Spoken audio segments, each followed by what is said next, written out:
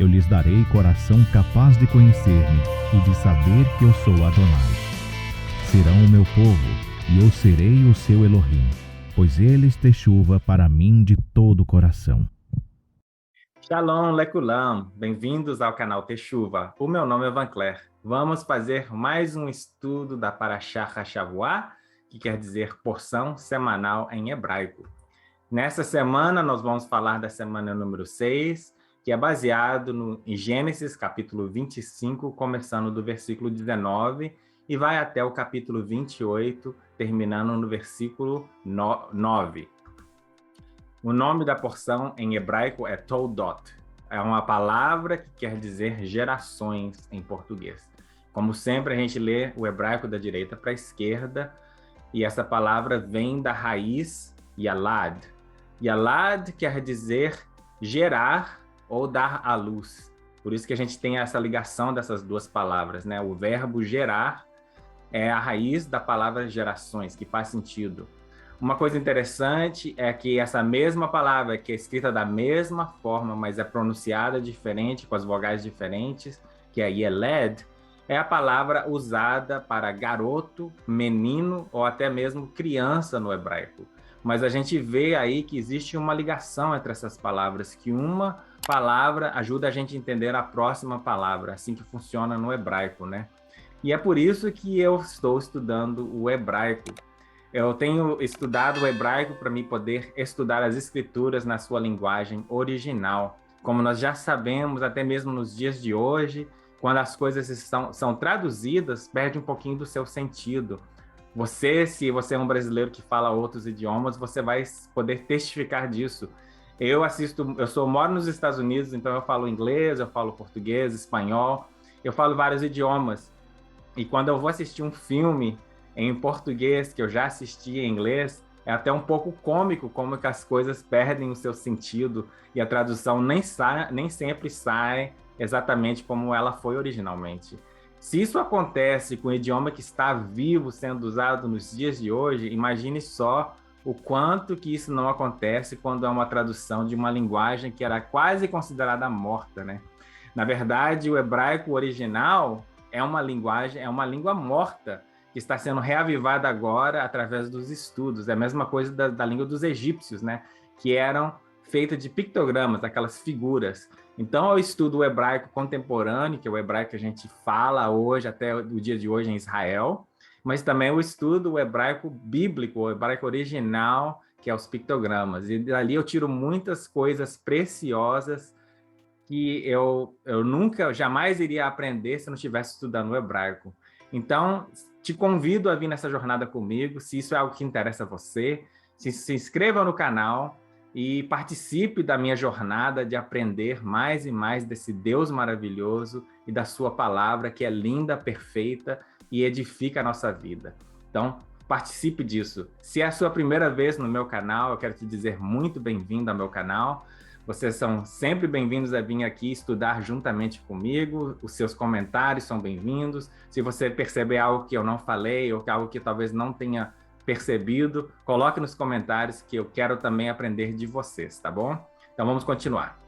Essa porção fala de duas gerações que saíram da mesma fonte, da mesma raiz. Neste caso, nós estamos falando de Isaac e Rebeca, né? Rebeca engravidou e teve gêmeos, que nós conhecemos como Esaú e Jacó, mas os dois vieram das mesmas fontes, mas são totalmente opostos. A sua natureza, o seu modo de agir é totalmente oposto, né? Então, uma coisa que fala muito à minha pessoa nesse estudo, quando eu meditava na palavra do Todo-Poderoso nessa semana, é como a gente tem essa luta também dentro da gente, dentro do nosso próprio corpo, na nossa mente. Nós temos uma luta entre duas naturezas, né? E eu falei assim, um simboliza a carne, o outro simboliza o espírito, que são contrários uns dos outros. Mesmo depois de você aceitar o Todo-Poderoso e se render aos pés de Yeshua, Jesus, nós ainda temos essa luta constante dentro da gente entre a carne e o espírito. E foi isso que Deus falou muito comigo nessa semana, nessa porção. Os meninos se empurravam dentro dela, está falando de Rebeca. Pelo que disse, Por que está me acontecendo isso? Foi então consultar Elohim. Elohim disse para ela: 2 nações estão em seu ventre, já desde as suas entranhas, 2 povos se separarão. Um deles será mais forte do que o outro, e o mais velho servirá o mais novo. Então, ali, antes mesmo dessas crianças nascerem, Elohim já estava explicando para ela, porque até mesmo dentro do seu ventre já havia uma luta entre os dois. Já havia uma disputa entre os dois. Então, é muito interessante como as escrituras já nos explicam o que vai acontecer, né? É uma palavra profética. Os temas que eu aprendi dessa semana nessa porção. Uma delas foi, para mim, uma palavra profética, até mesmo para mim mesmo. Quando eu digo palavra profética, gente, deixa eu explicar para vocês. Eu não estou falando que eu sou um profeta, e a gente, na verdade, a gente nem entende o significado da palavra profeta. É uma das coisas que eu tenho aprendido cada vez mais, eu ensino isso, porque a gente não entende. Quando a gente escuta profeta, a gente já imagina aquela pessoa que fala o futuro, que te fala algo que vai acontecer no futuro. Mas nas escrituras, o profeta não tinha esse papel. O papel do profeta era de adverter o povo quando eles estavam fora do caminho do Todo-Poderoso, para eles voltarem para o caminho, para fazer teshuva, né? Esse é o papel do profeta. O profeta não dá novos ensinamentos, não dá nova doutrina. O profeta não sai fora da palavra que já foi estabelecida. Ele simplesmente fala o que vai acontecer com o povo se eles não se arrependerem. E se eles se arrependerem, não acontece. Ou seja, ele não está falando o futuro, ele está advertindo você, está te falando algo que pode acontecer no futuro se você obedecer, se você se arrepender. Então, quando eu digo que uma palavra profética, quando eu estava estudando isso, o Todo-Poderoso me deu uma mensagem profética para a minha vida. Obviamente, agora cabe a mim colocá-la em prática. E eu queria compartilhar essa profecia para vocês, porque essa profecia não foi específica para mim. É uma profecia que ele dá para todas as pessoas, quem quiser receber e quem quiser colocar em prática. Então, é uma das coisas que eu vou falar no tema desta semana. Outra é que queria que a gente fizesse uma examinação, quando a gente for aprender cada vez mais e mais desses 2 personagens bíblicos e ver como eles viviam e como era o oposto um do outro, para a gente examinar a nossa própria vida, examinar o nosso próprio caminhar e ver se a gente está vivendo mais pela carne como Esaú ou se a gente está vivendo mais pela fé ou pelo Espírito como Jacó. E, obviamente, se a gente perceber que a gente está vivendo como Esaú, que a gente deve se arrepender em o nosso caminho. E se a gente estiver vivendo como Jacó, que a gente permaneça nesse caminho, né? E por que Esaú vendeu a sua primogenitura? Né? É uma coisa que eu sempre questionei, há 27 anos de crente, seguindo a palavra de Deus, estudando a palavra de Deus, é uma daquelas perguntas que nunca fez sentido para mim quando eu lia as escrituras, eu nunca entendi o porquê. Então, hoje eu explorei um pouquinho mais e eu acho que eu cheguei a uma conclusão melhor por que ele fez isso. Claro que não é uma desculpa do que ele fez, continua sendo algo errado, mas teve razões que o levou a fazer isso, e a gente vai estudar um pouquinho mais sobre este assunto também. Claro que todas as semanas eu sempre começo com o primeiro versículo da porção. Eu tento ler esse versículo em hebraico e ver o que o Espírito Santo fala comigo sobre aquele versículo. Quase toda semana tem algo muito profundo, muito interessante, muito diferente. E nessa semana eu não vi nada disso no hebraico em si, quando eu estava lendo. Porque o versículo em si não fala muito, né? Vamos ler. É o versículo 19 do capítulo 25 que diz: essa é a história da família de Isaque, filho de Abraão. Abraão gerou Isaque. É só isso que o versículo diz. Então não tinha nada muito profundo nesse versículo para a gente examinar. Mas enquanto eu estava meditando e olhando esse versículo em hebraico, o Espírito Santo falou algo comigo tremendo que eu jamais viria se não estivesse estudando isso realmente no hebraico, né? Olhando no próprio título da porção, que é Toldot, que quer dizer gerações, eu percebi que a palavra raiz estava entre 2 letras Tav. Né? Você que já tem acompanhado o canal, você sabe que a letra Tav é a última letra do alfabeto hebraico E simbolicamente, no seu pictograma, né, no seu original, é a letra que significa uma marca, que significa contrato, simbolicamente mostra um X ou uma cruz, uma marca e um sinal. Então eu falei assim, que interessante, essa palavra está com um sinal nos dois lados. E aí eu fui procurar como se escreve sinal em hebraico. Sinal em hebraico é ot. Essa palavra que está aqui, que eu escrevi na tela em verde, ot. E aí eu comecei a olhar o pictograma e eu cheguei a uma linda mensagem do Todo-Poderoso na palavra sinal, para a gente entender qual que é o sinal que ele está sempre nos dando, qual que é o sinal que ele deu a essas gerações, para a gente reconhecer o Todo-Poderoso, né? Olha só, o Aleph, que é a primeira letra do alfabeto hebraico, tem um símbolo de um touro, uma cabeça de um touro, um boi, que simboliza algo forte, né? Naquela época, o boi era simbolicamente força para as pessoas. Ele que puxava o arado, e as pessoas que tinham muito gado, eles eram pessoas fortes, ricas, poderosas, pessoas de influência.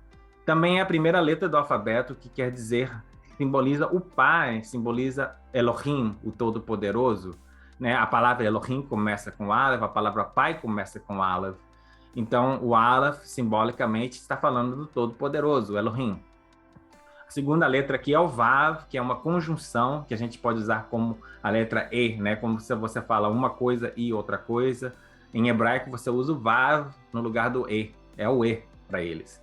E também simbolicamente, é um prego e é uma letra que junta duas coisas uma com a outra ou que prende algo no seu lugar.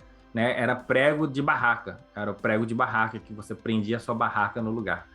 E o Tav, eu acabei de dizer, né, que simbolicamente é uma cruz, uma marca, um sinal, um contrato, todas essas coisas, porque a gente assina o contrato no X, então o Tav simboliza todas essas coisas, né? Então a mensagem no seu pictograma da palavra Ot, o sinal, a mensagem é Elohim pregado em uma cruz. Então, o sinal que ele dá para a gente ver que essas gerações fazem parte do plano dele, e os sinais que ele dá para o mundo é Deus pregado na cruz, Elohim pregado em uma cruz, aleluia. E não existe outro sinal mais poderoso do que esse. É um sinal que a gente não gosta de olhar para ele, porque a gente vê ali o nosso Senhor, nosso Adonai, morrendo por nós. Mas esse é o sinal que ele deu para o mundo para demonstrar o seu amor. Esse é o sinal que ele deu para o mundo para selar o seu contrato. Aleluia! Então, quando a gente olha para esse sinal, a gente entende que é o Todo-Poderoso que está nos mostrando que Yeshua realmente é Elohim pregado na cruz. Aleluia! Plantando durante tempos de seca. É a palavra que eu falei que o Elohim me mostrou nessa semana, que seria algo profético para a gente, né? Então, eu queria começar com uma lição básica, uma lição que a gente pode aplicar na nossa vida, e é baseado nos versículos 1 e 12 do capítulo 26. Houve fome naquela terra, como tinha acontecido no tempo de Abraão. Por isso, Isaac foi para Gerar, onde Abimeleque, rei, era o rei dos filisteus. E o versículo 16 diz: Isaac formou lavoura naquela terra e no mesmo ano colheu a 100 por um, porque Elohim o abençoou. Então a gente vê ali que eles estavam em tempo de dificuldade. Né? Isso não é nada novo, gente. A gente passa por tempo de dificuldade agora. Isso não é nada novo. Em todo o tempo que houve registro histórico, registro de famílias, houve tempo de fome, né? Hoje a gente podia falar que a economia está em recessão, a economia está em depressão, nós estamos passando em épocas difíceis. Era equivalente para eles falando naquela época que era tempo de fome. Então, quando falava que era época de fome, estava falando que estava toda a terra, todo mundo naquele local estava passando dificuldades, porque eles dependiam de chuva, eles dependiam de chuva para tudo, né? Para comida, para alimento, para alimentar os gados, para alimentar. Tudo é necessário a chuva. Então, quando tinha seca, era como se fosse uma depressão na economia na época. E Todo-Poderoso falou comigo que a gente, mesmo estando passando por uma depressão econômica agora, que não está parecendo que vai melhorar as coisas, não sei. O mundo inteiro está sofrendo por causa dessa pandemia, por causa das coisas que têm acontecido, estão passando por tempos de dificuldade. Mas ele queria me dizer, ele falou comigo que a bênção dele e a nossa prosperidade não tem nada a ver com a situação do mundo. E eu recebi isso como uma palavra profética para mim. A bênção dele, a prosperidade dele não tem nada a ver com a situação econômica do mundo. Isaac plantou e colheu naquele mesmo ano 100 vezes mais do que ele plantou. O versículo 13 diz o seguinte: o homem, falando de Isaac, enriqueceu e a sua riqueza continuou a aumentar até que ficou riquíssimo. Então, mesmo numa situação que o mundo inteiro estava passando dificuldade, era a época de seca, estava todo mundo necessitado, o Todo-Poderoso abençoou Isaac e ele prosperou. E ele pode fazer isso com você, e ele pode fazer isso comigo, mas depende também da nossa atitude, né? Então vamos ver quais são as lições práticas que a gente pode tirar dessa porção e aplicar na nossa vida hoje, gente. Não amanhã, não depois. Vamos fazer isso hoje. Escute, confia e siga as instruções de Elohim e o seu Torá. Olha só o que diz o versículo 2. Elohim apareceu a Isaac e disse: não desça ao Egito, procure estabelecer-se na sua terra que eu lhe indicar. Então ele deu uma instrução direta para Isaac, para ele não fazer como Abraão fez, que foi descer ao Egito na época de seca. E ele falou para ele ficar ali. Isaac foi instruído e assim ele fez. Permaneça nessa terra mais um pouco, foi o que Elohim falou para ele. E eu estarei com você e o abençoarei, porque a você e a seus descendentes darei todas essas terras e confirmarei o juramento que fiz a seu pai, Abraão. E assim ele fez. Assim Isaac ficou em Gerar. Gênesis capítulo 26, versículos 3 e versículo 6, tá? Olha que interessante, né? A gente está falando como em hebraico é tudo ligado, né? A gente está falando da palavra gerações, toldot, e da palavra gerar, que é a sua raiz, e ali a cidade também se chama Gerar. É incrível, a gente começa a ver essas ligações somente no hebraico. Quando a gente está lendo no hebraico, a gente vê que é a mesma palavra sendo usada ali. É muito interessante. José, ele foi instruído a armazenar, e assim ele fez. Então, cada um seguiu a instrução de Elohim para eles, né? Então, na época de José também houve uma fome na região. Olha só o que se diz nas Escrituras, em capítulo 47 de Gênesis, versículo 13 e 14. Não havia mantimento em toda a região, pois a fome era rigorosa.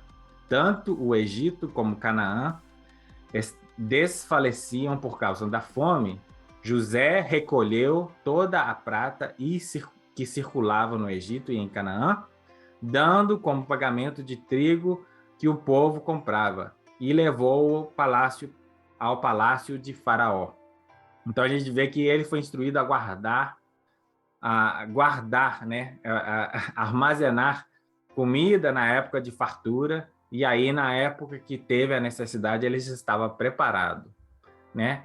E agora a gente vê eu vou te dar um exemplo que é um pouco contrário, só para a gente entender que não é o nosso esforço, não é o nosso trabalho que nos dá a vitória, mas o Todo-Poderoso, né? No caso de Abraão, Abraão não foi instruído a ir ao Egito. Ele fez isso por vontade própria, pelo seu livre-arbítrio, antes de consultar o Todo-Poderoso. Mas ele foi. E ele foi dado lá a provisão pela graça e pela sua fé, porque ele tinha uma vida de fé constante. Então, mesmo ele saindo da vontade permissiva de Elohim, na vontade perfeita de Elohim, ele foi na sua vontade permissiva, porque ele tomou uma decisão, e o Elohim estava com ele ali, né? Olha só Gênesis 12, versículo 10. Houve fome naquela terra, e Abraão desceu ao Egito para ali viver algum tempo, pois a fome era rigorosa. Então a gente vê aqui 3 exemplos de épocas de fome, épocas de necessidade, como a gente está passando agora, hoje, neste mundo. E nas 3 maneiras, o Todo-Poderoso abençoou o seu povo, abençoou os seus escolhidos, né? Nas duas primeiras ocasiões ali foi por obediência e na terceira foi pela graça que ele teve sobre a vida de Abraão. Não porque Abraão fez algo correto, né? A gente vai aprender um pouquinho mais. Uma coisa que eu aprendi e quero falar para vocês: não fique esperando um milagre de provisão. Não fique esperando, você tem que agir. Você vê que em todos os casos eles clamaram ao Todo-Poderoso, buscaram a face dele, mas eles também agiram, e a gente tem que agir.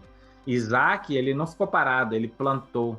Deus, Elohim mandou ele ficar ali, e Elohim falou que ele ia prosperar ele. Então ele não ficou ali e falou, ok, Elohim, manda aí o dinheiro, manda a provisão. Não, ele foi e plantou, ele trabalhou, ele fez a sua parte, né? Isaac formou lavoura naquela terra. E no mesmo ano colheu 100 por 1, porque a Elohim o abençoou. Então, se Isaac não tivesse feito nada, ele não ia ter recebido nada, mesmo obedecendo. José armazenou, mais uma vez, em Gênesis 41, o Todo-Poderoso deu para ele aquele sonho, deu a visão, deu a interpretação do sonho, e ele sabia o que fazer e o fez. Ele teve que fazer. Durante os 7 anos de fartura, a terra teve grande produção. José recolheu todo o excedente dos 7 anos de fartura no Egito e o armazenou nas cidades. Em cada cidade, ele armazenava o trigo colhido nas lavouras das redondezas. Assim, José estocou muito trigo, como a areia do mar. Tal era a quantidade que ele parou de anotar, porque ia além do que de toda medida. Então, ele agiu, como eu estou falando. Ele teve a estratégia, ele teve o plano, e aí ele agiu, ele fez. Ele não ficou de braços cruzados.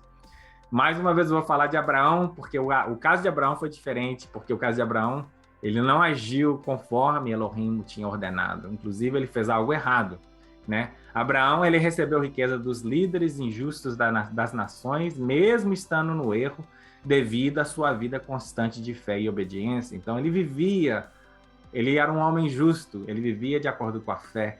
Então, é bom a gente entender isso, sabe? Porque a gente, às vezes, a gente busca o Todo-Poderoso de todo o coração, a gente quer fazer o bem, mas a gente também erra, nós somos humanos. Então é bom a gente saber que a gente tem um Pai que conhece a gente, conhece o nosso coração, e quando a gente cometer um erro, ele não nos castiga, e ele nos dá a graça, ele nos dá misericórdia.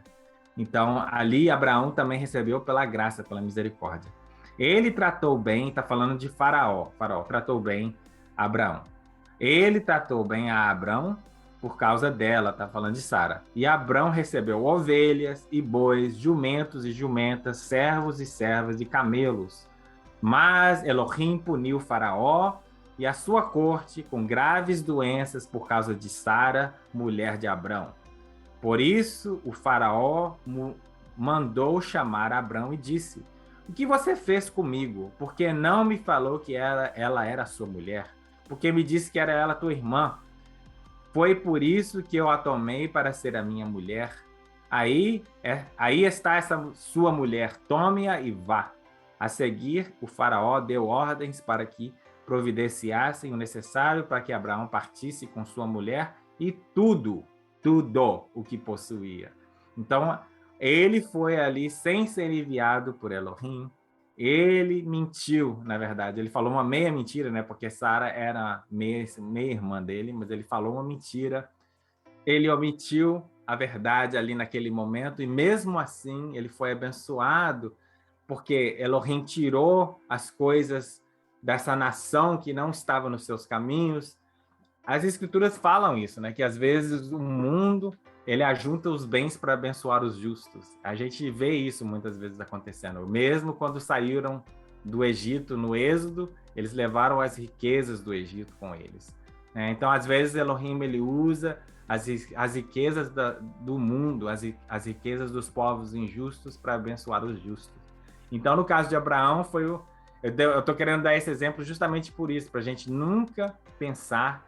Claro que a gente tem que fazer a nossa parte. É uma mensagem dupla.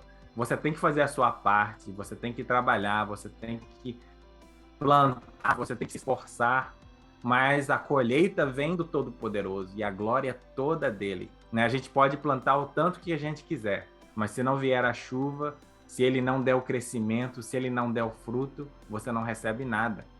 Então, obedeça ao Todo-Poderoso, ande nos seus caminhos, faça a sua parte e ele é fiel para fazer a parte dele. Amém? Tá. Olha, outra lição que eu tirei foi: até em épocas de seca você deve plantar se você quer colher. Olha o que diz Eclesiastes: quem observa o vento não plantará, e quem olha para as nuvens não colherá. É uma lição preciosa, né? Porque a gente está sempre procrastinando, a gente está sempre falando, faço isso, eu vou começar a fazer exercício segunda-feira. Aí chega segunda-feira, eu tô cansado, começa segunda-feira que vem. Gente, começa hoje, acabou esse vídeo, começa. Amanhã, hoje, se der para fazer hoje, faça hoje, né? A gente não pode mais ficar procrastinando, né? As pessoas que ficam olhando para o momento certo para começar algo nunca começa. É uma lição preciosa. Começa hoje mesmo, fala com o Todo-Poderoso. Eu já sei o que ele quer que eu faça, eu já vou fazer, né? Porque ele falou comigo. Eu estou te dando uma mensagem mais geral. Você tem que consultar o Todo-Poderoso para ver o que ele quer que você faça. Eu vou fazer o que ele falou para eu fazer. E outra coisa interessante, né? A gente tem que lembrar que quando a gente planta algo, a gente não vai plantar para colher amanhã. A gente planta e aí tem que ter o crescimento, tem que deixar fruto amadurecer. E aí, quando o fruto está pronto, a gente tem a colheita. Mas se a gente ficar olhando para as nuvens, como diz aqui, nós nunca vamos colher, porque a gente nunca plantou. O tempo vai passando e a gente não planta, né? Eu tenho uma pessoa no YouTube que eu acompanho ele e eu sigo os ensinamentos dele. E os vídeos dele são muito instrutivos. E ele falou algo muito engraçado, mas que é uma verdade tremenda. Ele falou assim: a melhor época para você plantar uma árvore foi 10 anos atrás. A segunda melhor época para você plantar uma árvore é hoje, agora. Gente, a gente não tem como voltar no passado para mudar as coisas do passado, mas a gente pode agora trabalhar para um futuro melhor. A gente pode trabalhar agora para um futuro, para a gente mudar o nosso futuro. E a gente só vai conseguir mudar o nosso futuro plantando e plantando hoje para a gente colher no futuro, tá? Só tenha certeza que você está plantando o que você quer colher, né?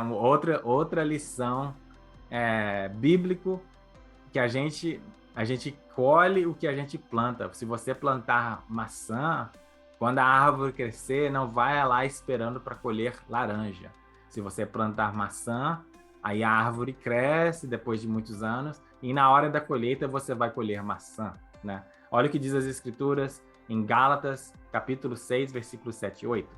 Não se deixe enganar, de Deus não se zomba, pois o que o homem semear, isso também colherá. Quem semeia para a sua carne, da carne colherá destruição. E quem semeia para o Espírito, do Espírito colherá a vida eterna. Aleluia. Claro que aqui está falando de algo espiritual, né? E eu gosto sempre de lembrar que a gente vive no mundo físico. Claro, as lições espirituais são importantes, até mesmo mais importantes. Mas a gente tem que lembrar que a gente vive no mundo físico. Então aqui eu estou falando especificamente de coisas materiais. Deus está falando comigo nessa semana de coisas materiais.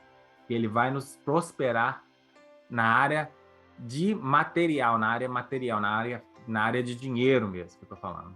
Então, é uma estratégia que você tem que falar com o Todo-Poderoso. O que Ele quer que você faça durante essa época de seca? Porque nós estamos vivendo uma época de seca. E Ele vai te dar uma estratégia para você fazer e você colher no futuro. Porque muitas coisas vão mudar no futuro em pouco tempo, a gente sabe disso. E a gente tem que estar preparado. Para a gente estar preparado para o futuro, a gente tem que começar a plantar hoje, não amanhã. O semeador saiu para semear. Enquanto lançava a semente, parte dela caiu na beira do caminho. E as aves vieram e a comeram. Parte dela caiu em terreno pedregoso, onde não havia muita terra. Logo brotou porque a terra não era profunda. Mas quando saiu o sol, as plantas se queimaram e se secaram, porque não tinham raiz. Outra parte caiu entre espinhos, que cresceram e sufocaram as plantas. Outra ainda caiu em boa terra, deu boa colheita, a 100, 60 e 30 por um. Aquele que tem ouvidos para ouvir, ouça. Mais uma vez, ali está falando sobre algo espiritual, está falando que a semente ali é a palavra, é o Torá, é a palavra do Todo-Poderoso, e a terra ali está falando do coração do homem. Mas, mais uma vez, né, o princípio é o mesmo, aplica para todas as coisas. Então, se você vai plantar, plante em terra boa, fala com o Todo-Poderoso, vê aonde que você pode investir o seu tempo, investir o teu esforço, para que você tenha uma colheita de 100, 60, 30 vezes mais. Bom, que nos leva ao próximo ponto desse estudo, né? Vamos examinar a nossa vida para ver se a gente está semeando na boa terra. A gente deve examinar a gente sempre, o nosso interior, a nossa vida, para ver se a gente está vivendo mais como Esaú ou como Jacó. Neste caso, até Jacó não era muito bom, mas assim, ele era Jacó, depois ele se tornou em Israel. Então eu vou falar, a comparação melhor mesmo seria se a gente está vivendo como Esaú ou como Israel, porque Jacó é o homem antigo, né? Israel é o homem transformado, é a mesma pessoa. Então, lendo mais uma vez como base, o capítulo 25, versículo 22, que diz: os meninos se empurravam dentro dela, falando de Rebeca. Isso me levou a pensar naquele conflito interno que nós todos temos, né? Falando de duas nações, de duas pessoas que estavam dentro do seu ventre, que se tornaram duas nações opostas umas às outras, né? Estava falando de Esaú e só, e Yaakov, Jacó em hebraico, Yaakov e só. Então, Isó, no versículo 24 e 25 fala o seguinte: ao chegar a época de dar à luz, confirmou-se que havia gêmeos em seu ventre. O primeiro a sair era ruivo e todo o seu corpo era como um manto de pelos. Por isso lhes deram o nome Esaú, ou Isó. Esaú, em hebraico, quer dizer peludo ou cabeludo, né? O nome que eles deram é literalmente a sua aparência na hora. No versículo 26 fala sobre o irmão. Depois saiu seu irmão, a sua mão agarrada no calcanhar de Esaú, pelo que lhes deram o nome de Jacó. Tinha Isaac 60 anos de idade quando Rebeca os deu à luz. Jacó, em hebraico, literalmente quer dizer mão no calcanhar. Né? O Yod, que é o símbolo da mão, e aqui o Yaakov, quer dizer calcanhar, então é mão no calcanhar, ou ele agarrou o calcanhar. Interessante. Os meninos cresceram, Esaú tornou-se caçador habilidoso e vivia percorrendo os campos, ao passo que Jacó cuidava de rebanhos e vivia nas tendas. Isaac preferia Esaú porque gostava de comer as suas caças. Rebeca preferia Jacó. Interessante que aqui fala preferia, né, na tradução, mas no hebraico literalmente fala amava. Usa a palavra para amor. Só que a palavra que Isaac tem aqui para amar ou gostava ou preferia Esaú era uma palavra tipo de um amor que tinha compaixão, tipo ter dó. Ele tinha compaixão do seu filho porque ele sabia que a sua maneira de viver não era correta diante de Elohim. Então ele tinha um amor pelo seu filho, mas não era preferência, né? Não é correto falar que preferia. E a Rebeca, o verbo que é usado aqui em hebraico, era um amor incondicional, um amor constante, um amor de mãe mesmo. Não tinha condições o amor dela para Jacó. E a outra vez, mais um contraste aqui entre os dois, né? Esaú tornou-se um caçador habilidoso e vivia percorrendo pelos campos. Algumas traduções falam até que ele era fazendeiro, ele vivia no campo, tipo fazendeiro. Jacó era pastor de ovelhas e vivia nas tendas, gostava de ficar em casa mesmo. totalmente o contrário dos dois. Eu vou falar um pouquinho mais sobre essa gêmeos, mas antes eu queria falar o que Shaul, né, Shaul, o apóstolo Paulo falou na carta aos Romanos, capítulo 7, versículo 24. Miserável homem eu sou.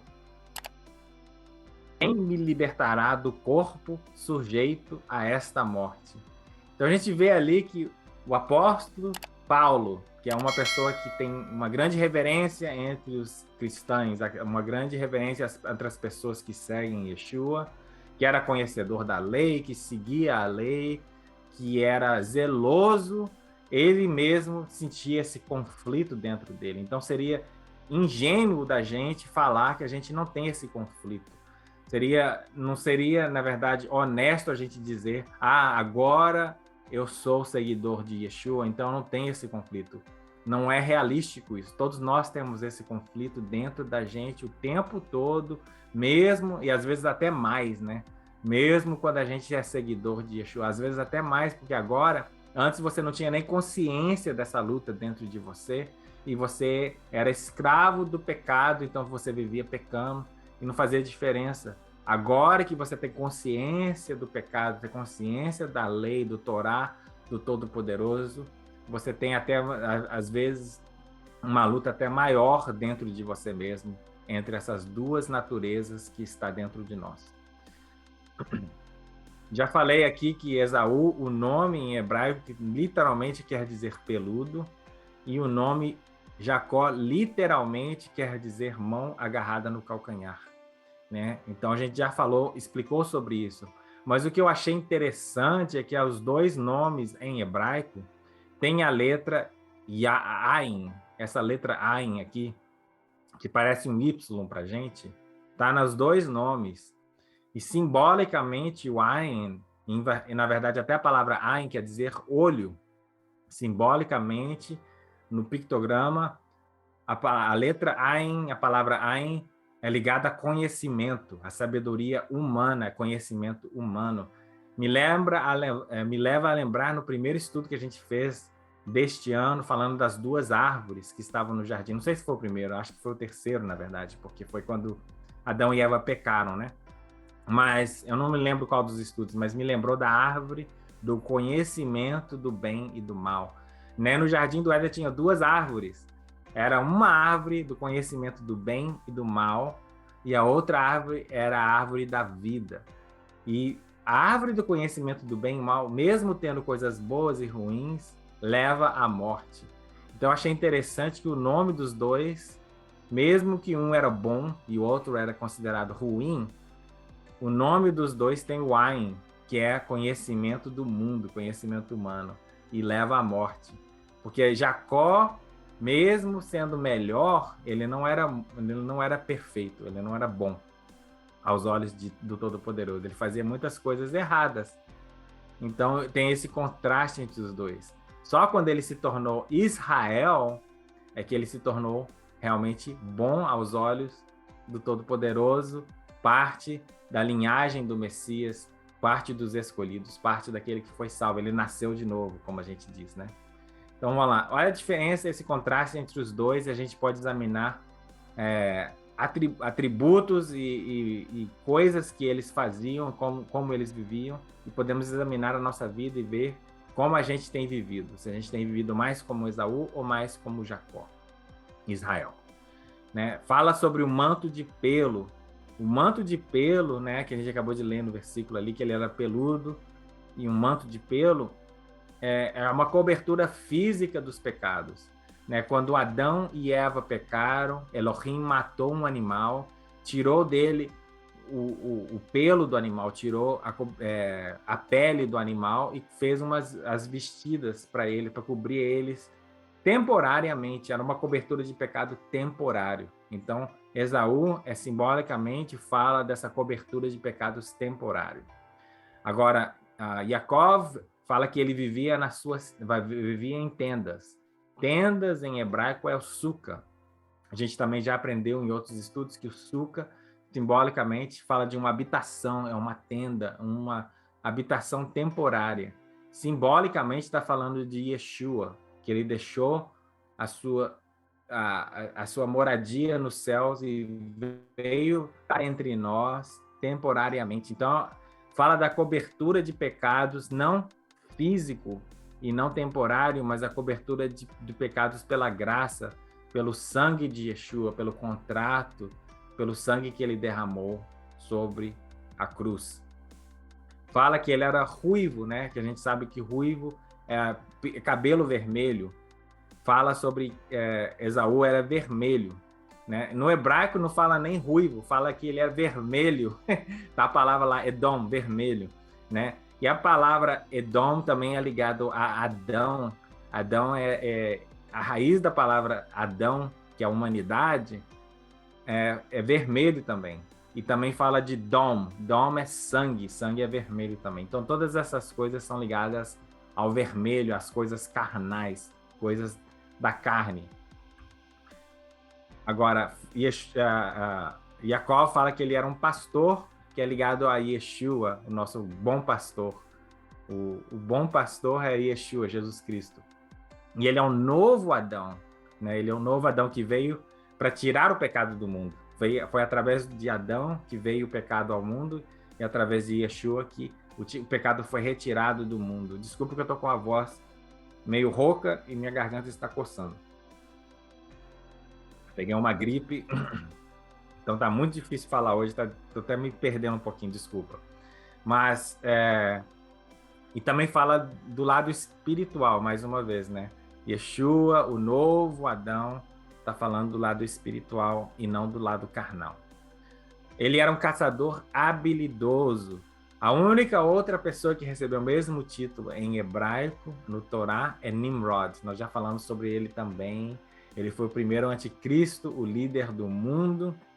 E ele, como eu disse no estudo, falando sobre Nimrod, esse caçador habilidoso parece ser um elogio, mas as palavras que estão ali em hebraico é uma afronta ao Todo-Poderoso. É tipo um título que está querendo tirar o lugar do Todo-Poderoso, do Altíssimo. Então, a gente vê que ele luta contra o Todo-Poderoso, ele luta contra Yah, ele luta contra Deus, né? Agora, Israel, quando Jacó mudou o nome dele para Israel, nós aprendemos que a palavra Israel quer dizer uma pessoa que luta com Deus, não contra, com Deus e prevalece. Então a gente vê mais uma vez o contraste. Esaú luta contra Deus, Jacó luta com Deus e por isso ele prevalece, ele vence.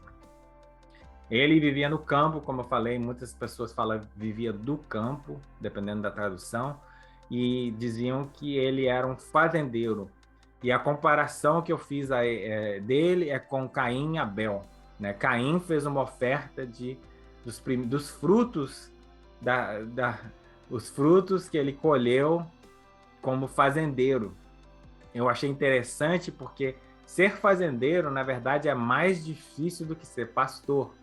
Para você fazer uma oferta de cereais, uma oferta de frutos, você tem que plantar, você tem que trabalhar naquele campo, manter aquele campo, aguar aquele campo, esperar dar fruto. Quando dá fruto, tem que colher o fruto e separar o fruto e pegar o melhor e levar para Elohim. Então, é uma oferta baseada em trabalho, uma oferta baseada em muito trabalho. Agora, um pastor que sacrifica animais, como Abel fez, é uma oferta de graça, uma oferta pela graça, porque o pastor simplesmente tem que vigiar, ele fica ali olhando para os animais comem sozinho, eles procriam, né, e geram mais animais, faz tudo sozinho. Chega a hora de fazer o sacrifício, você escolhe o melhor e sacrifica ao Todo-Poderoso. Então, é uma oferta pela graça. E também, eles não têm controle do rebanho, de quanto que eles vão se reproduzir, não controla nada. E não tem muito trabalho. Então, é uma oferta pela graça. Então, tem esse contraste também. Então, a gente tem vivido mais como Esaú, ou seja, a nossa cobertura dos pecados é baseada em coisas físicas, ou seja, a gente está tentando conseguir perdão dos nossos pecados pelo trabalho. Nós somos mais como Adão, que era carnal, agimos mais como ele, de uma forma carnal, de uma forma física, nós lutamos contra Deus, e a gente faz ofertas a ele baseado em trabalho, ou a gente é mais como Jacó, que lutava com Deus, não contra Deus, ou seja, tem lutas, mas a gente está lutando com Deus e não contra. A gente está mais baseado na graça, nossa expectativa vem das coisas pela graça, trabalhando com ele, em conjunto com ele, mas esperando tudo da graça do Todo-Poderoso, ou a gente está vivendo mais pelas obras, né? Esses são os dois contrastes, né? A gente está vivendo de uma forma mais espiritual, plantando no lado espiritual para colher da graça do Todo-Poderoso, ou a gente está só baseado tudo em trabalho? Olha que a resposta, né? Porque o apóstolo Paulo ali fez uma pergunta: quem me libertará do corpo sujeito a essa morte? Ele mesmo responde no capítulo 7. Vamos ler mais em contexto, capítulo 7 de Romanos. Assim encontro esta lei, esse Torá, que em mim atua, uma lei que está atuando dentro dele. Quando quero fazer o bem, o mal está junto a mim, pois no íntimo do meu ser tenho prazer na lei de Deus. Então, no seu íntimo, ele tem prazer no Torá de Elohim. Mas vejo outra lei atuando nos membros do meu corpo, guerreando contra a lei da minha mente, tornando-me prisioneiro da lei do pecado que atua nos meus membros. Miserável homem eu sou. Quem me libertará do corpo sujeito a essa morte? E aí a resposta é: graças a Elohim por Yeshua HaMashiach, Jesus Cristo, nosso Adonai, de modo que com a mente eu próprio sou escravo do Torá de Elohim, mas com a carne da lei do pecado. Então, a gente entende ali que ele sabe que existe esse conflito entre a sua carne e seu espírito, que a mente dele e o espírito dele quer fazer a vontade de Elohim, mas a carne dele quer fazer a vontade do pecado, a vontade da carne. E ele tem essa luta constante dentro dele. E ele mesmo responde que a sua vitória vem através de Yeshua. A nossa vitória, a gente só é liberto do pecado e da natureza pecaminosa quando a gente recebe Yeshua como nosso Adonai, como nosso Senhor. Aleluia! Vamos ler o que está escrito em Gálatas, capítulo 5, versículo 13 a 26. Lembrando que Gálatas é uma das cartas do Brit Hadeshah, do Novo Testamento, que é mais tirado do contexto, né? Porque a gente não entende essas coisas. Quando a gente começa a entender a diferença entre seguir o Torá, não pela salvação, não porque para a gente merecer salvação ou receber salvação, mas é que a gente obedece o Torá por amor a Elohim e porque nós somos salvos, a gente começa a entender melhor estas cartas, o que está realmente dizendo, né? Vamos ler. Irmãos, vocês foram chamados para a liberdade, mas não use a liberdade para dar ocasião à vontade da carne. Pelo contrário, sirva uns aos outros mediante o amor. Toda a lei se resume num só mandamento: ame o seu próximo como a si mesmo. Mas se você se mordem e se devoram uns aos outros, cuidado para não se destruírem mutuamente. Por isso digo, vivam pelo Espírito, de modo nenhum satisfarão. Se vocês viverem pelo Espírito, de modo nenhum satisfarão os desejos da carne, pois a carne deseja o que é contrário ao Espírito, e o Espírito o que é o contrário à carne. Eles estão em conflito um com o outro, de modo que vocês não fazem o que desejam. Mas se vocês são guiados pelo Espírito, não estão debaixo da lei. Ora, as obras da carne são manifestas: imoralidade sexual, impureza e libertinagem, idolatria e feitiçaria, ódio, discórdia, ciúmes, ira, egoísmo, dissensões, facções e inveja, embriaguez, orgias e coisas semelhantes. Ou eu os advirto que como antes de advertir, os que praticam essas coisas não herdarão o reino de Deus. Mas o fruto do Espírito é amor, alegria, paz, paciência, amabilidade, bondade, fidelidade, mansidão e domínio próprio. Contra essas coisas não há lei. Os que pertencem a Yeshua HaMashiach crucificam a carne com as suas paixões e os seus desejos. Se vivemos pelo Espírito, andemos também pelo Espírito. Não sejam presunçosos, provocando uns aos outros que tenham e tendo inveja um dos outros. Então a gente vê ali que as escrituras são muito claras, né? A gente é liberto por Yeshua HaMashiach, né? Vocês são chamados para a liberdade, mas a nossa liberdade não quer dizer que a gente tem que dar espaço para a carne, ou seja, ele mesmo falou, aqueles que praticam essas coisas. Quando ele falou das listas de imoralidades, de coisas da carne, ele fala aqueles que praticam essas coisas. Não aqueles que cometem essas coisas ou que cometem um erro e fazem essas coisas. A gente pode errar, a gente pode cair, mas quem pratica essas coisas, ou seja, vive desta forma, continuamente praticando aquilo, não herda o reino de Deus. Então a gente tem que lembrar que a gente não é salvo pela lei, a gente é salvo pela graça, mas quando a gente é salvo e liberto destas coisas, não é para a gente usar essa graça para viver da mesma forma, ou viver como vivíamos antigamente. Muito pelo contrário, por causa da graça, por causa do amor, a gente deve mudar o nosso comportamento e viver pelo Espírito. Amém? Aleluia. Por que Esaú vende a sua primogenitura? Eu já li isso várias vezes e muitas vezes eu não entendia o porquê que ele fez isso. Não faz sentido para mim uma pessoa fazer isso numa ocasião assim, num momento tão espontâneo. Vamos ler o que aconteceu realmente e vamos entender, né? Gênesis 25, versículo 29 a 34, diz o seguinte: certa vez, quando Jacó preparava um ensopado, Esaú chegou faminto, voltando do campo, e pediu-lhe: dê-me um pouco desse ensopado vermelho aí, estou faminto.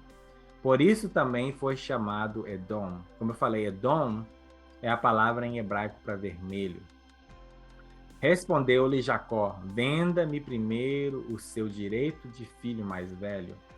Disse Esaú: estou quase morrendo, de que me vale esse direito? Jacó, porém, insistiu: jure-me primeiro. Então ele fez um juramento, vendendo o seu direito de filho mais velho a Jacó. Então Jacó serviu a Esaú pão e com ensopado de lentilhas. Ele comeu e bebeu, levou-se e se foi. Não, levantou-se e se foi, desculpa. Assim Esaú desprezou o seu direito de filho mais velho. E não faz muito sentido, né? Por que ele faria algo tão tremendo por uma refeição? Não faz sentido. Se a gente estudar as escrituras e estudar um pouquinho mais profundo os livros históricos, a gente vai entender o porquê que aconteceu essas coisas, né? Uma das coisas é por causa da própria natureza de Esaú. Isso que eu tô falando, não foi desculpa. Isso não é uma desculpa. E a gente vai aprender o que a gente não deve fazer através do exemplo de Esaú. Mas as circunstâncias também nos ajudam a entender melhor o porquê que ele fez isso. Esaú vivia no momento e tomava decisões no impulso. Então você já vê na natureza dele. Ele era carnal, ou seja, dê-me um pouco desse ensopado vermelho aí, estou faminto. E também disse, estou quase morrendo. Ele estava pensando só naquele momento que ele estava com fome, que ele estava faminto e que ele pensava que ia morrer. Muitas vezes, infelizmente, nós tomamos decisões no momento por causa daquele prazer imediato ou por causa das circunstâncias no momento, parece que não tem saída de algo e você toma aquela decisão que depois você não tem como voltar atrás. Ou seja, nesses momentos, na verdade, a gente devia pensar até mais, a gente devia tomar decisões com mais cautela ainda, com mais, ou seja, pensando mais antes de fazer, antes de agir nesses momentos difíceis, porque a gente fica às vezes desesperado, achando que não há saída e toma decisões precipitadas que nos prejudicam por anos e anos e anos, né? Então a gente não deve fazer como Esaú fez, porque essa era uma maneira dele viver, ele vivia no momento, ele Ele sempre vivia naquele momento, ele não pensava no futuro, e nós não podemos viver dessa forma. Ele não tinha preocupações espirituais de longo prazo ao vender a sua primogenitura por algo que queria no momento. Ele falou assim: de que me vale esse direito? Para ele não tinha valor nenhum, porque ele não achava que tinha um futuro. Ele não achava que ia ter um futuro, ele não pensava no amanhã. Então ele falava: eu só estou pensando no agora, eu vou morrer com fome, vou morrer passando fome ainda, né? Então me dá essa comida e você fica com o que você quiser. Então muitas vezes a gente toma essas decisões precipitadas, né? Isaac também ele não foi muito correto, não, desculpa. Jacó também não foi muito correto, né? De tentar ultrapassar o seu irmão. Por isso que eu digo que nesse momento nenhum dos dois estavam bem. Um é melhor do que o outro, mas não estava correto os dois. Nós sabemos que Isaac estava velho e pronto a morrer. Em pouco tempo ele ia morrer. Gênesis 27, versículos 2 e 4, o próprio Isaac falou com Jacó. Não, desculpa, com Esaú. O próprio Isaac falou com Esaú. Já estou velho e não sei o dia da minha morte. Pegue agora as suas armas e o arco e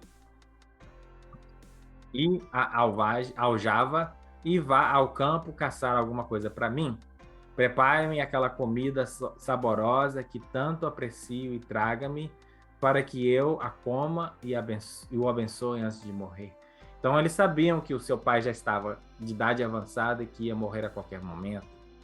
Isso não é algo que eu tenho certeza absoluta, mas é de acordo com estudos de rabinos e também de, como se diz, documentos históricos, né, rabínicos, estudos deles, diz que Abraão tinha acabado de morrer.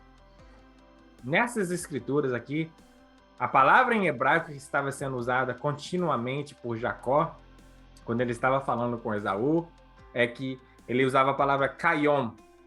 Kayom quer dizer neste dia, ou hoje, neste dia, mas estava falando de algo que tinha acontecido naquele dia, ou naquela época, em pouco tempo, que estava, como se diz, preocupando tanto Jacó como Esaú, né? Ele falava: neste dia, vende-me a tua primogenitura, neste dia me jura, neste dia. E fala nos estudos rabínicos que Jacó estava fazendo a preparação para enterrar Abraão, que era o dever do primogênito, era algo que o primogênito tinha que fazer. Mas Esaú não estava fazendo. Então, muitas pessoas pensam que Jacó estava fazendo já o papel de primogênito naquela família, porque Isaac já estava com a idade avançada, então o dever era do primogênito. E Esaú não estava muito ligado nas coisas de Elohim, não estava ligado na família. Ele estava sempre no campo, caçando, estava sempre fazendo as suas aventuras. E Jacó, que estava em casa, né, que ele ficava em casa, ele que estava cuidando dessas coisas. Então, ali ele achava que tinha o direito. Ele falou: já estou fazendo o trabalho de primogênito, então eu tenho o direito de ter a primogenitura.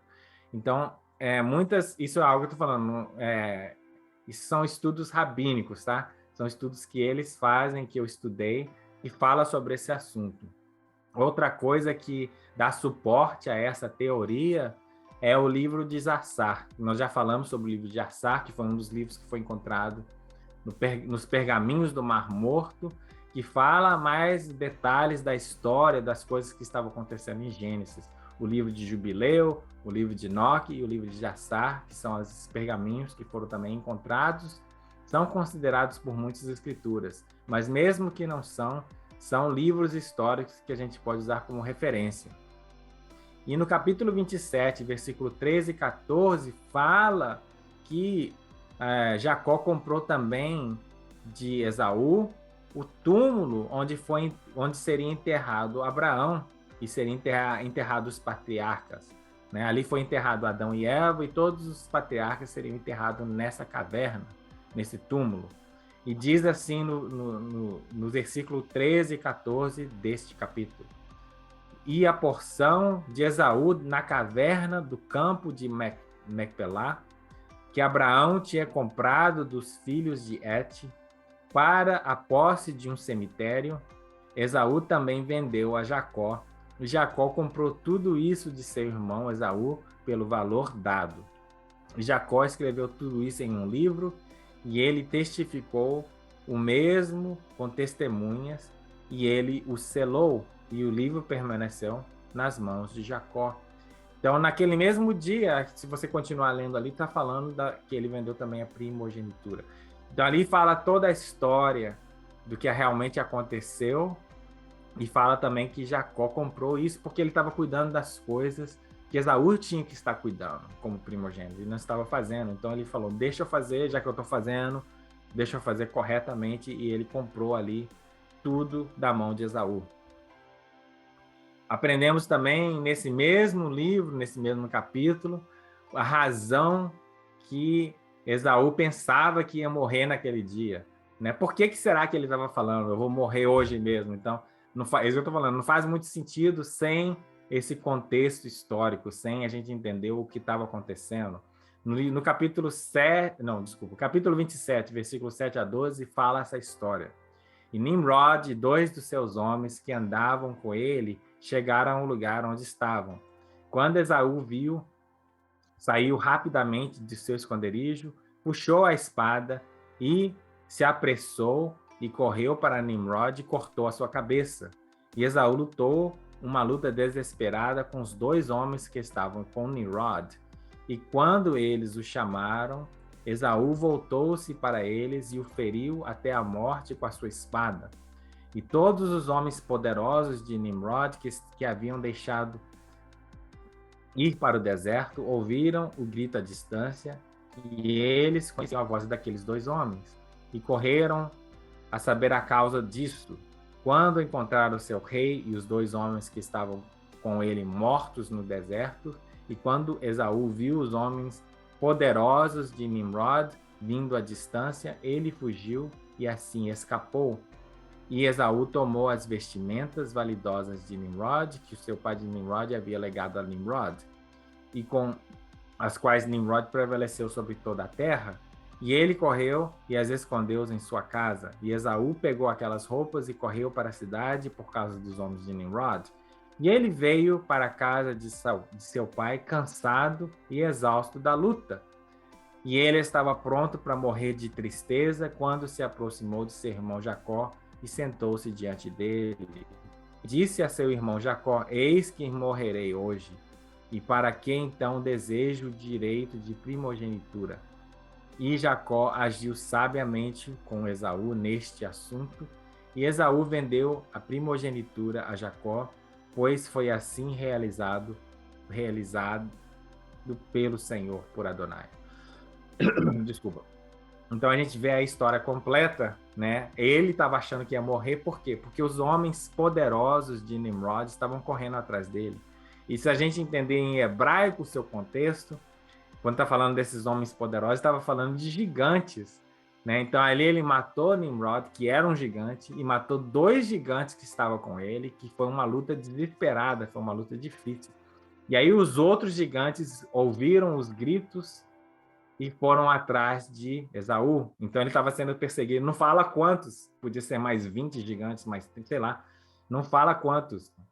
E só que Esaú estava com medo que ele ia morrer. Desculpa, que ele ia morrer. Vou beber um pouquinho de água aqui, desculpa.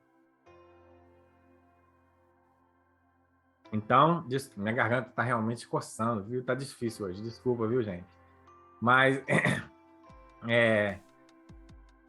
então, aí agora a gente entende o contexto. Agora sim eu posso entender por que que ele teve esse ato desesperado, que ele cedeu ali uma coisa tão importante e vendeu para Jacó, porque ele achava que ia morrer, ele não achava que ia viver mais. Ele pensava que estava sendo caçado por esses gigantes, porque ele não tinha mais muito tempo de vida. Então ele não estava muito preocupado com o futuro, ele estava preocupado com o momento, como eu disse. Não é uma desculpa, mas é o que aconteceu. Vamos ver esse último versículo para encerrar o nosso estudo.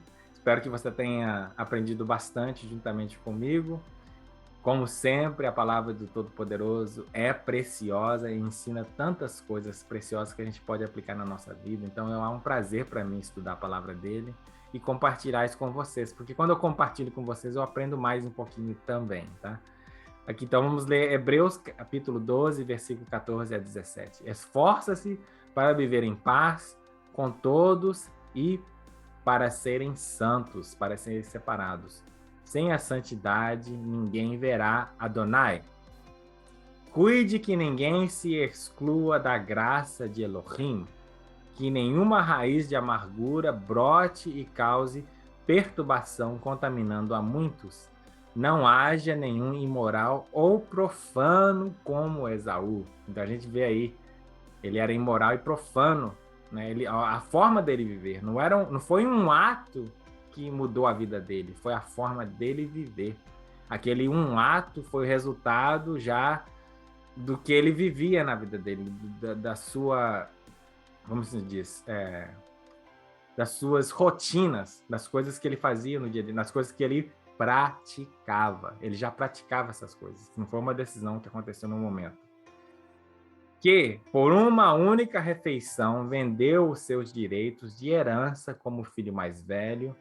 Como vocês sabem, posteriormente, quando quis herdar a bênção, foi rejeitado e não teve como alterar a sua decisão, embora buscasse a bênção com lágrimas. É uma lição muito difícil e preciosa que a gente pode aprender com Esaú. Não troque o seu futuro, não troque a sua eternidade, não troque as coisas do seu futuro ou coisas espirituais por coisas temporárias. Não troque as coisas que Elohim tem, as promessas que ele tem para você, por prazeres temporários, por coisas, necessidades que você está passando no momento. E também não importa a circunstância que você está passando, assim como Esaú estava passando algo terrível, ele estava sendo caçado. Não pense que você não tenha futuro e por isso você pode desistir. Você tem futuro. Se você está vivo hoje, se você está respirando hoje, existe ainda uma solução, existe ainda uma esperança para você. Não desista da sua vida, não desista dos seus sonhos, não desista das coisas que o Todo-Poderoso te prometeu por causa das circunstâncias que você está vendo agora. Se você não vê saída, mas você ainda está respirando, você ainda tem oportunidade de fazer teshuva, você ainda tem oportunidade de se voltar para o Todo-Poderoso e ele pode mudar a sua sorte. Esaú fez aquilo no momento, e aí está falando que depois, quando ele foi pedir a bênção do seu pai, né? Quando a gente leu lá, acho que foi no capítulo 26 ou 27, se eu não me engano, quando ele voltou com a caça e Jacó tinha enganado Isaac, roubado a bênção da primogenitude, Isaac não tinha mais o que dar a ele. E ele chorou, mas não teve como recuperar isso. Então, às vezes, a gente às vezes deixa a nossa bênção por algo temporário, e depois a gente quer chorar para tê-la de volta e não pode. Todas as nossas decisões têm consequências. Essa é a lição de Esaú. Todas as nossas decisões têm consequências. Ele pode te restaurar? Pode. Ele pode te perdoar? Perdoa. Ele pode te livrar? Livra. Mas muitas das consequências permanecem. Então, pense 2 vezes antes de tomar uma decisão, sem uma decisão assim, no momento, uma decisão precipitada, tá, gente? Essa é a lição de Esaú. Não viva como Esaú, viva como Jacó, viva como Israel, viva como Yeshua, né? Então é isso, gente. Deus abençoe vocês, tenham uma semana abençoada e que o Todo-Poderoso esteja na vida de vocês nessa semana, abençoando, guiando e te ajudando em todas as coisas. Amo vocês. Shavua Tov. Shalom para vocês. Beijo.